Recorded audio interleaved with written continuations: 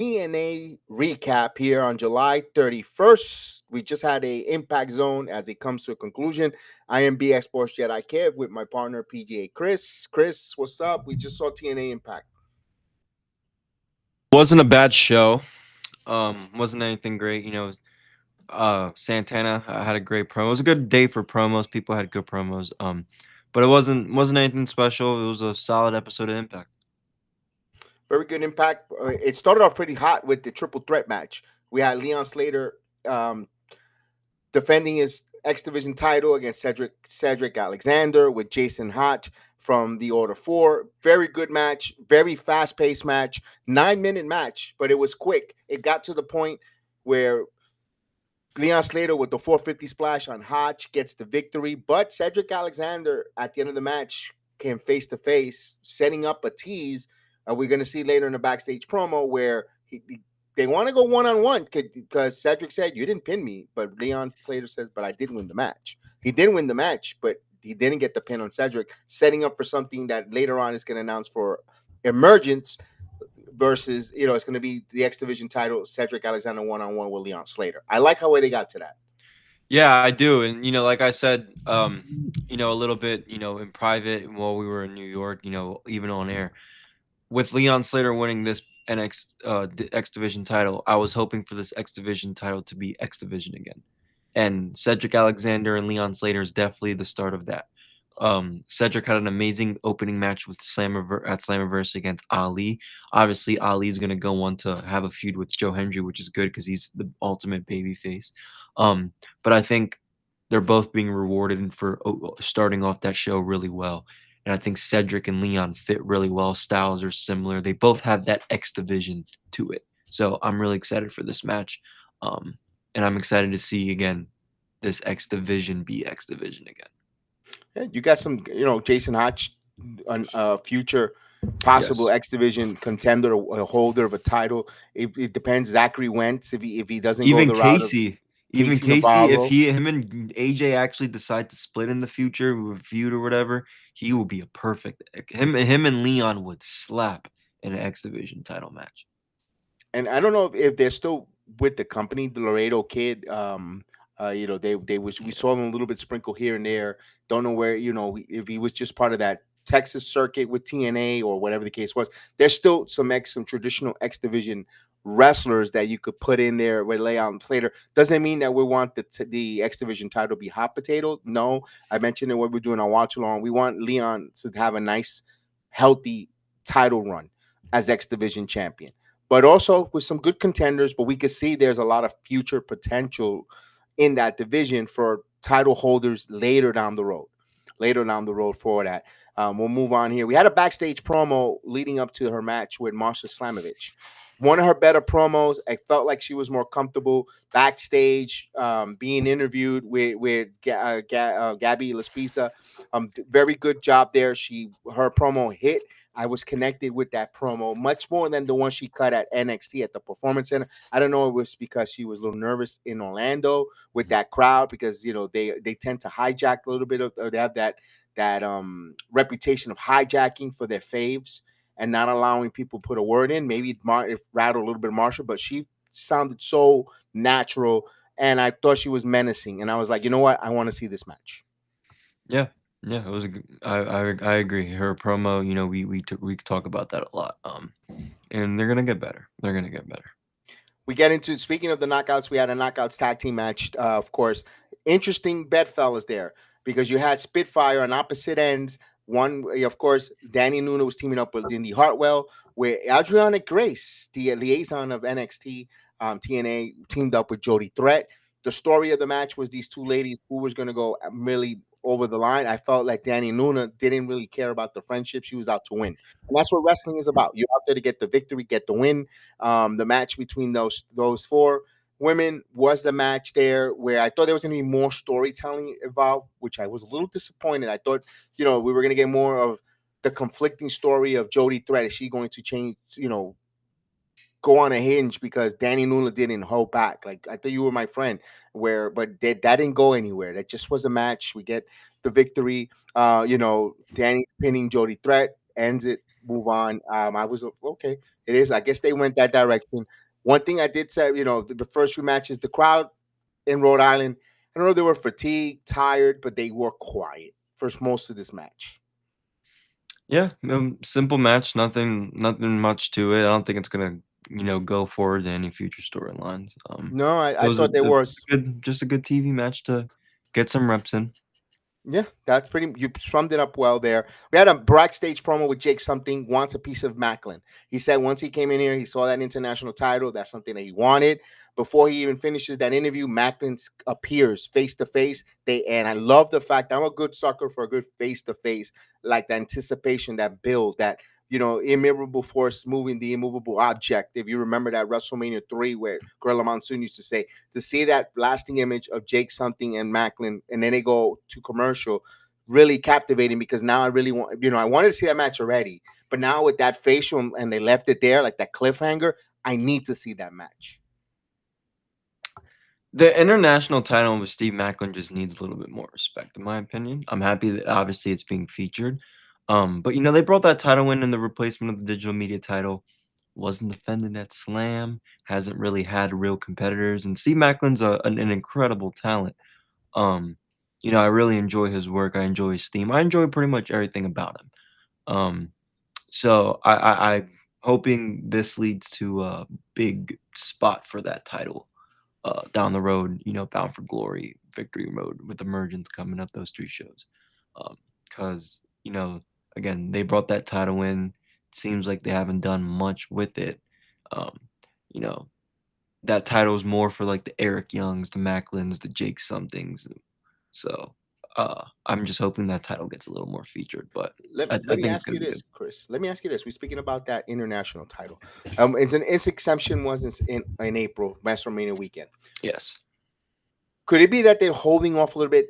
They love Macklin. They don't want to take the title off of Macklin, which we're not saying take the title off of Macklin. Don't No. know. I hope Macklin really wins, but they don't want him to go roughshod through those names we mentioned, because I thought him and Mantuano, I think they had a little more legs there, but all right, we don't want to go over. You don't, when you put too much ice in the drink, you water it down. You don't want to water it down either. Maybe No, they're and just prolonging that so they can have more matches, or his title run to be long. But you also need great adversaries for Macklin to make that title feel more special. I think they're missing that ingredient. that's what it is. Yeah, good point. I agree because last thing it's just you know I understand though. Every single championship right now in that company's hot. Leon just won it. It's hot. The knockouts division's hot. Obviously with JC. Obviously the TNA like that title. It's gonna get lost in the shuffle a little bit. And so that's why they gotta do something about it and give us that, showcase it more on your live events, not just your taped shows where your diehards like us are gonna cover it and watch it. Showcase it, defend it on these live shows and I think will give us some more meaning. Yeah, especially international title. When you're calling it an international title, Right. yes, because if not, you for that case you could have renamed it instead of your television title. Yes. Your TNA TV television title would have been a much more accurate name if you're going to showcase it on your weekly episodic TV, show, instead of on your premium live events or pay per view, like they like to call it. But we'll see where it goes. Again, we hopefully that Jake something becomes a rival with Macklin, where you're like, oh my goodness, and now you're like a feud. You're like, whoa, yeah, this was something that it was, called for, where it elevates the title. A feud between two men could elevate a title. We'll see where that goes for Macklin and Jake something, because both guys. Let me be honest with you. I don't want to see anyone lose. I like Jake something. Mhm. There's something about him, and no pun intended, that I like. That there's something compelling about his work. That's why I was so disappointed with Alex Hammerstone leaving, going back to MLW. But that's another case from the story, because I thought he would have fit in that group, that Mhm. nucleus in that. But it is what it is. We'll move on here. We had a tag team match here, and one to me was very surprising. Very good match. The Nemitz versus the Rascal. Hell of a match. It started off strong. It started off hot. It started off quick pace. Very entertaining back and forth match with all the different move sets. But at the end of the show, at the end of the match here, with a wonderful, just hell of a spin top. gets the Rascals get the victory over the Nemitz. I was surprised with that, Chris. Your thoughts on the match and the surprise result? The match was good. Good TV match. You know, the Nemitz are obviously looking to get redemption for the TNA tag team titles. Obviously losing it in the way they did in the ladder match. So it makes sense. You know, there's still plenty of time before Bound for Glory. So the Nemitz have a rematch clause. Makes sense. And again, after the match with Ryan Nemeth and just good heat, simple, right? You're in a town, you know, you talk shit about the town you're in. Simple, good heat. And you know, those two do a really, really good job of doing that. They're both really good on the mic as well. I'm sure that outside experience with comedy clubs, acting, they both do that. So obviously they're natural performers in that way. But I love what they're doing. You know, they're the true heels of that tag team division, if not the only ones. Um, so I'm excited to see them rematch the Hardys, and I'm excited to see where this goes. Hopefully, brothers versus brothers down the road. But this was well done. Again, good match. Not much meaning, but really, really good. Two of the best tag teams that division has to offer, and then you end it with a good segment to get some heat. So I liked it. Yeah, I love that you said it. The Nemitz by it didn't hurt them. We saw the Rascals get the victory. At first, I was shocked. I was shocked, but it didn't. And you know what? At the end of the day, it didn't hurt them. Two reasons. They weren't for the Rascals could use that victory because now they get elevated. They don't get buried like because no because again they're trying to introduce a different version of the Rascals with Marlon Reed when Yes. Miguel's injured. But then they said they immediately said they have a rematch clause, contractually obligated to have a rematch against the Hardys. I loved it, but instead of leaving the crowd flat, they went like you said. They went to nuclear heat 101, getting ribbing the town, ribbing the people, getting the booze like you want them, you hated them. And I love the fact that they were going on, and out comes the hometown man. Hometown man comes out there. I love the fact that he's out there. They go a little bit of back and forth. Did it get a little long on the tooth? For some people, it might have. For some people, it was just okay. It might have got just a little bit by maybe a minute long. The Nemitz unmask typical heel one, like you said, getting the heat, nuclear heat. They unmask him, but the towels came in. They didn't show the face of the wrestler. We know who it is, but we'll leave it. We'll play the kayfabe game as well. And they went to it. They moved on. I love that. And the Nemitz continue to show why they're very important to the TNA locker room, how to be professionals, how to get heat on a crowd that was a little quiet most of the night until that point and so forth. That's great for young wrestlers in the back to see how to get it done. Like, man, I can't figure out this crowd for nothing. They're not responding, and here comes the Nemeth. Typical heat. Talked about how bad the food was. Talk about bad no sports town. All that crazy one on thumb. I love it. Nemeth. There's always a place for Nemeth and the Nemeth brothers in wrestling. We got a Frankie Kazarian promo talking about he's one of the OGs and just letting you know Frankie Kazarian is still there. Nothing much to add there. Here's what we all connected on. Mike Santana having his speech since Slammiversary. We saw he had the match against Joe Henry won, but now he talks on the microphone. Give me your thoughts on what did that promo for Mike Santana do for you? More behind. You just get more behind him. Um, you know, he needed obviously to speak on what happened. We know if he were in the arena, which we were, you know, he kind of gave a little speech. But it was good that this is one of his better promos, one of his best promos of the year, definitely. Um, for Mike Santana again, realism. You can really feel it. He was into it. Crowd was into it. Um, he's like I said, we everyone knows how we feel about Santana. We could go on for hours talking about the what ifs, what's gonna happen. We're gonna have to wait and see. But that was a really good promo from Mike Santana. Again, he's gonna get more people behind him. Just by his personality, just by the promos he's cutting, his story, because he's very, very open about his past struggles and all that stuff. So good job for Mike Santana. Really good promo.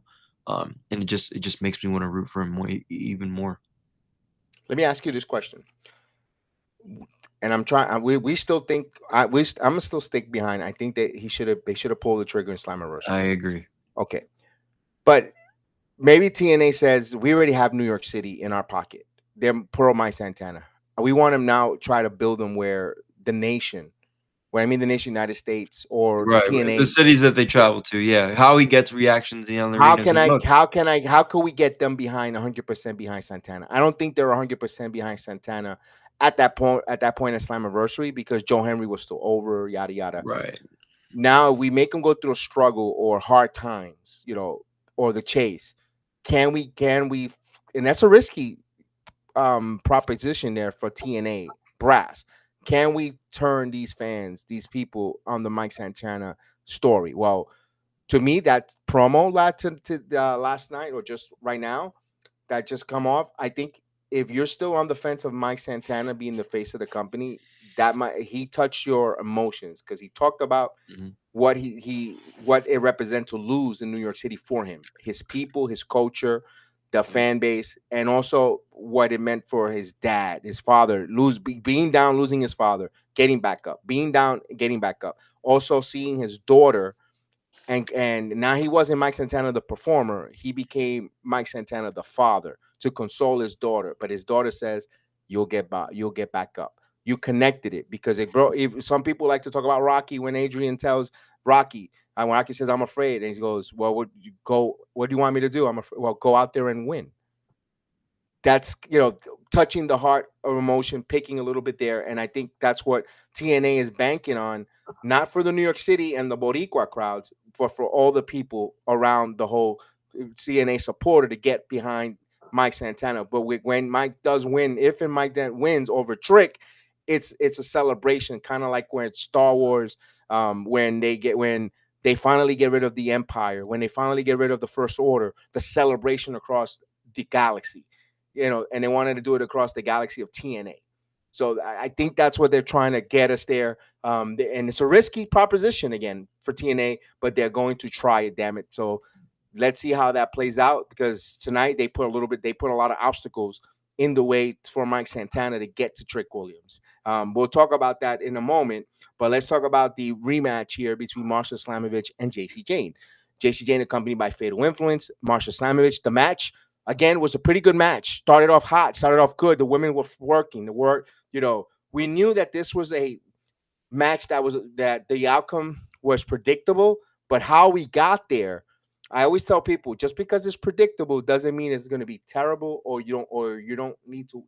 It's still must watch because no one in their bingo card thought that Last by Elegance was going to come out and hit Marsha with her tag team title and cause a disqualification. I was like, okay, I can understand how you protect both of the wrestlers here.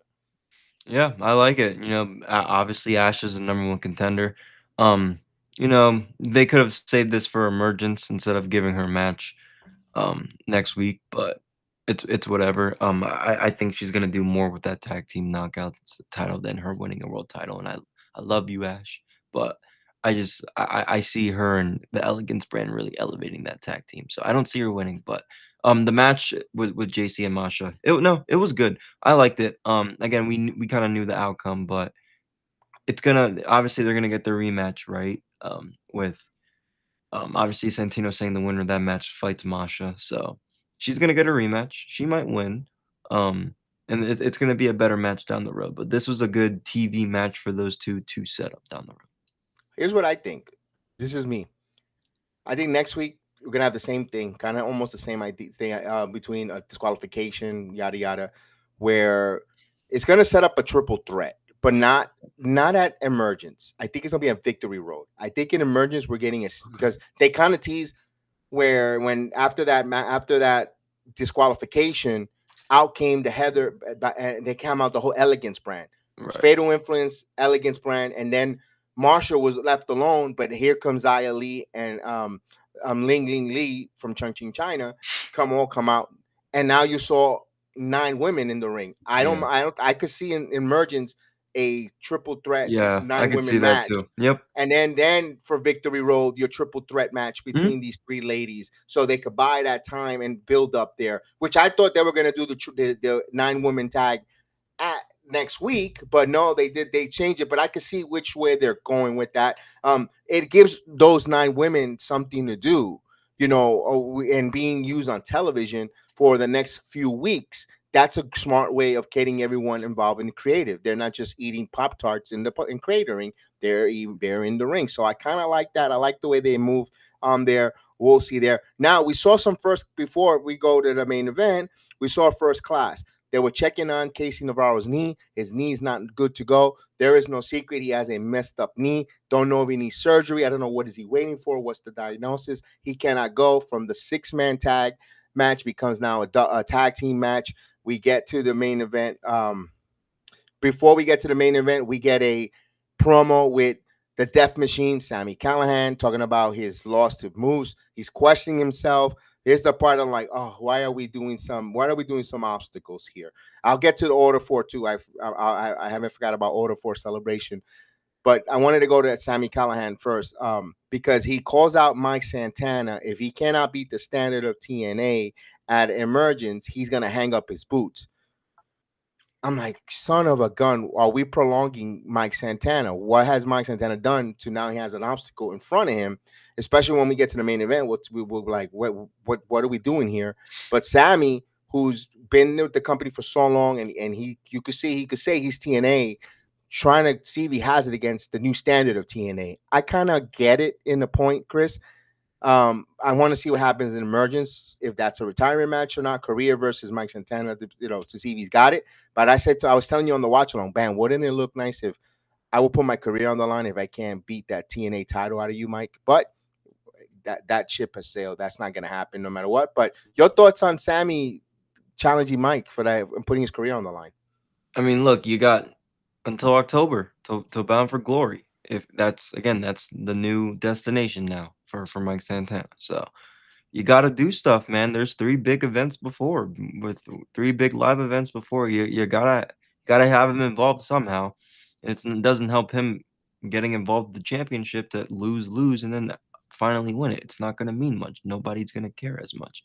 Um, Less than they probably already do now from not winning it when in the perfect moment at the UBS. So it's whatever. I mean, I don't mind it. 2 good friends going at it. Sammy's probably gonna hang up the boots. We know what these type of matches are, especially for the world title.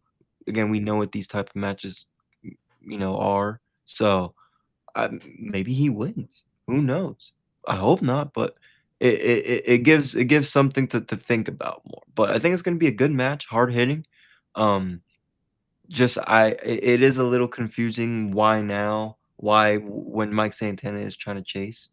Um, but that's the only thing I could think about why You know this what came to my specific mind, time. Chris? You know what came to my mind when we were talking about this? Could this be Mike Santana's Brock Lesnar to Cody? You know how Cody Rhodes had Brock in his middle, and Brock beat Cody on one of the matches, where where Sammy says, "I had to take you to that brink. If you're really going to bring this title back to TNA, I really had to beat you and take you to another level of aggression." And maybe he beats Santana that match, and they continue the feud at Victory Road, and they end it all during the tapings in Minnesota, live taping, because I think there's going to be a live Thursday as well, and they could continue that feud, and then it ends at Victory Road with a stipulation match where Mike Santana, now you're ready to go and take on and go get that TNA title. Maybe that's what they need, because that's the type of grizzly veteran who could breathe on a Mike Santana's neck to take him to that next level, to beat a Trick Williams, that obstacle, no shenanigans, and take him to that to I that know what level. you mean. Maybe that's Yep. what it is. Yeah, maybe that's what it is. Now we go to the Order 4 before we get to the main event, and we're gonna wrap this up. The main event, actually, Order 4 comes out for their victory with we know that their big behemoth guy is called Agent Zero, who's gonna protect Mustafa Ali, talking about he started ridiculing a little bit of Joe Henry about dropping the ball with the outsiders, talking about losing those titles to the TNA, to NXT group. But say his name, he appears. Joe Henry appears. Now it looks like we're setting up for a feud with Mustafa Ali and Joe Henry. I kind of like it because we were like, where does Joe Henry go from here? Where does he move on? What happens, if he's going to be wanting to get himself back to the title picture? Mustafa Ali kind of wants a little bit of the picture of the title. Well, you have these two guys feud for a little bit with his Order 4, Joe Henry obstacle, even that new Agent Zero, whatever the case is. Boom. I think I like it because now it gives, again, Joe Henry another feud away a little bit, an obstacle away from the world title for now, and we'll see where that goes, Chris. I liked it for I Joe have Henry. nothing else really to add to that. I mean, I'm not a big fan of Ali's posse. I'm not. I think it's boring. Not boring. I don't want to say boring because Ali does good work, right? I just them in the ring. They're saying I don't know something about it. I love his matches and I love his feud. Maybe we got to see specific feuds. Like his feud with Cedric maybe just wasn't long enough to the match. I I agree don't with you know. that it wasn't long enough. Maybe that I'm gonna give that the excuse. But I have nothing else to add what you said. You know, it's a same thing we're talking about Mike could apply for Hendry. Chase. Chase. This is a part of it. And Ali's Hmm. doing some phenomenal work. So I'm excited. Nothing else to add. I think you hit it on nailed it on the head with that. It's like Santana. Because they're both in that championship chase. So it's Could kind of anyone's. It feels like it's anyone's ball game between those two. I was gonna say that? Could it be that TNA's both putting these two men with these chases and see which one could generate more Yeah, money around the fan base until they get it Bound for Glory, and then they. I don't think TNA knows the direction they're really going for Bound for Glory. bingo, It's bingo. that's what it seems like. You Bingo. know, they're not quite ready for to put it on Santana, and because Yes, Joe Henry's still hot, and they still think they yes. could make more So money is with Joe Trick. Henry. So is So is Trick. Trick. Trick That's is the is problem. So Trick. you got 3 guys that are kinda you got the one guy you and I'm not real quick before we get in the main event because I No, don't no, wanna go go here for too it. long. Yeah, no, no, It's like don't we restrain your know thought. they want to put it on Santana. Yeah, I don't have a doubt in my mind that they're sitting here not, "Well, we don't want." No, they want to.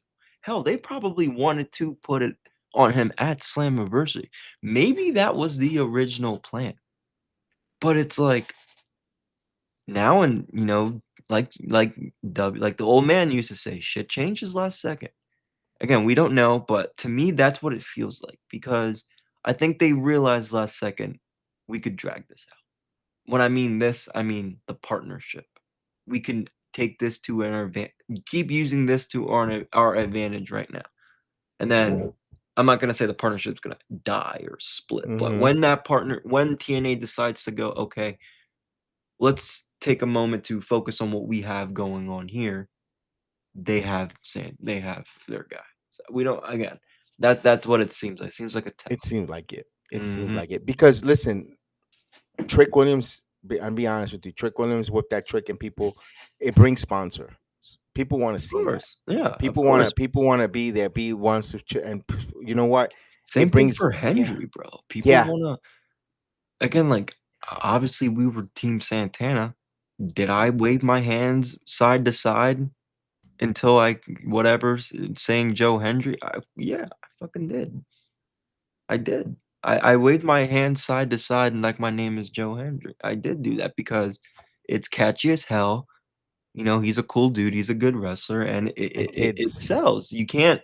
You sometimes you gotta even the whoop that trick. It's just catchy stuff. But again, that's what worries me about Santana. I just feel like Joe Hendry has a little bit of the edge right now. With Joe Henry has a lot of the kids behind him. not just We saw it that, firsthand. We saw it firsthand at the at the that softball game. right, right. But not just that. It's like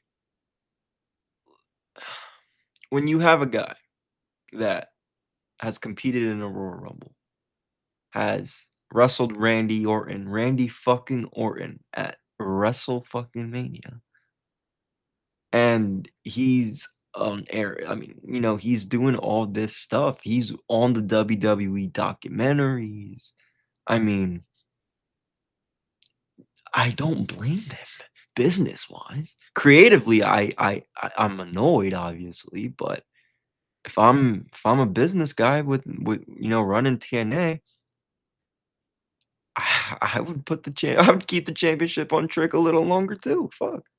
So I mean, we gotta just I trust their creative, both of their creatives to somehow find their way back on track here, how we want it. But it's gonna be an interesting 3 months.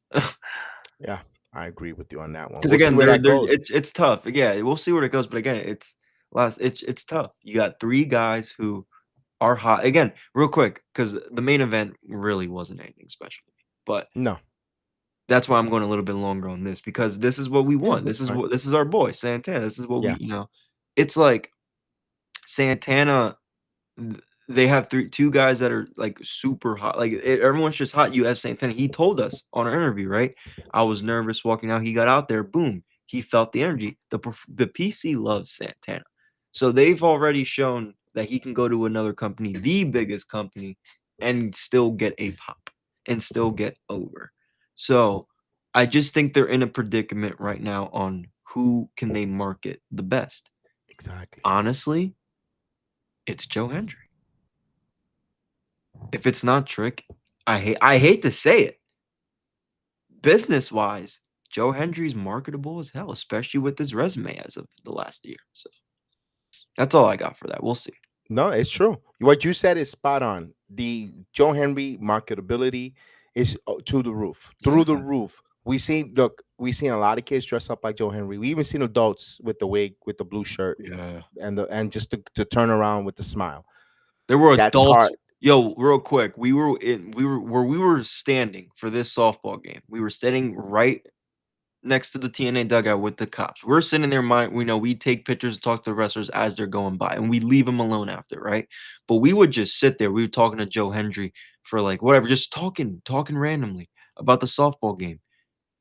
There were adult men waiting in this line. The line got That's so chaotic. I was standing next to the cop, and like I even the lady was even like, okay, we got it. But like, bro, grown men were waiting in that damn line. And then when the lady was like, oh, we gotta wait till after it's getting too chaotic. Oh, like I was like, wow, like, dude, like the entire softball game, like they saw a line for and they just got in it. Like it was, yeah. I've never seen anything like that.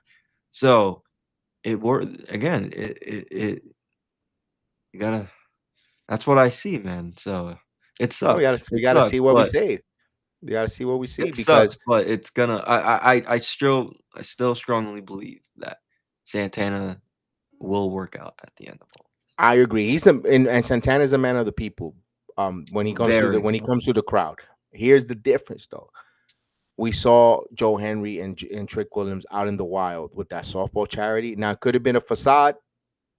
Only they know and God knows if that was a facade for the people. But man, they engraced themselves to the kids and the men and women that were at that softball game to the Yeah. point where like Even you don't even think Trick everybody. was a heel because that's how great No. ingraced he Everybody, was. dude, he walked by me. I was like, "What's up, Trick?" He was like, "What's up, Right. fella?" And I bumped him up and I like tapped him on his back when he was walking by, and he just like went like this, like, like he was chill, like. And then, bro, even yeah, like even like Joe Hendry, right? Like the cops were like, he was talking to the two cops that were there, like they were talking to everybody, media, the other press, the two guys from the press that were there, they were Mhm. having cool, like he seemed Yeah, from the cordial Herald. Hmm. from yeah, with us, being like they're like so again, it's that type of stuff. It's like that's why it's hard for me not to root for Joe Hendry and like AJ Francis and like Ash, especially now that I've gotten the privilege to have a few moments, a few seconds, a minute, to speak with them off camera, no cameras, no microphones, none of that shit. So it's like when I see how they are, it's like I have no, it's the fan experience you know, that helps. And with Joe Hendry, real quick, this last thing, it's like you see him do all these meet and greets, Fanatics Fest. It's like he has it right now. Yeah. And he's smart. Capitalize on it. Speaking of a capitalization, let's talk about Yeah, sorry about the main the event. main My event. bad. I kind of went on No, that a that's little bit. fine. We had the tag team match, of course, with Casey Navarro and his crutches, company ringside, Alicia Edwards on ringside there. Back and forth match, just a typical Yeah, match. I thought, be honest with you, Moose did not look as great in the ring. yeah, Like a lot of he side looked stiff. tackles, a lot of chops. I don't know if something's He wrong with said he's him. been hurting with a hip and Yeah, contemplating a little bit of retirement or time yeah, away, but he's still in the ring. But all in all, he still kind of moved. Eddie Edwards was more of the workhorse. AJ Francis did his thing. Trick Williams, good match. It got to there with Casey Navarro with the crutches trying to interfere. But then at the end of the match, at the end of the day, Casey Navarro hits Trick Williams, where Moose gets him with the spear, gets the pin on Trick Williams. Now we know that what's going to lead afterwards. Moose is going to challenge for that world title. I don't know if it's going to be at Emergence, Probably Victory Road. Victory Road, That's or even yeah. next on one of the TV tapings. I don't know where that's going to lead. Keeping more obstacles. If Moose is hurt, for if they want to keep the title on Trick Williams, you know what? It gives credibility for Trick aura if he does beat some Moose. Yeah. Yeah, especially one on one, right? No triple threats. No Uh triple threats, one on one. no, but no, I think first off, going on to that, yeah, I agree. You know, if they want to do that again, they got to build Trick up again. They can't just have him sit around and wait for Santana and Joe Hendry to get built for him to have a title defense, right? So, I think the fans are like us, the diehard TNAs who can't stand. I personally, at least I'm speaking for me right now. I can't stand watching JC Jane and Trick Williams hold TNA gold. So, um, fuck, I lost my train of thought. But yeah, it's like with Trick and Oba or Moose, he's had his match against Oba, so we know Moose can go with those bigger guys. It's just can Trick go one on one with Moose? Because Yes. when Moose doesn't look like he looked like tonight, he looks really good. I don't have, not I don't, it's not that I don't have faith in Trick to not have a one-on-one, but I think but real quick, going back to the main event, I Mm-hmm. think the main thing to watch out for that main event wasn't the match because I think that match was just a regular tag team main event, nothing really to talk about. Mm-hmm.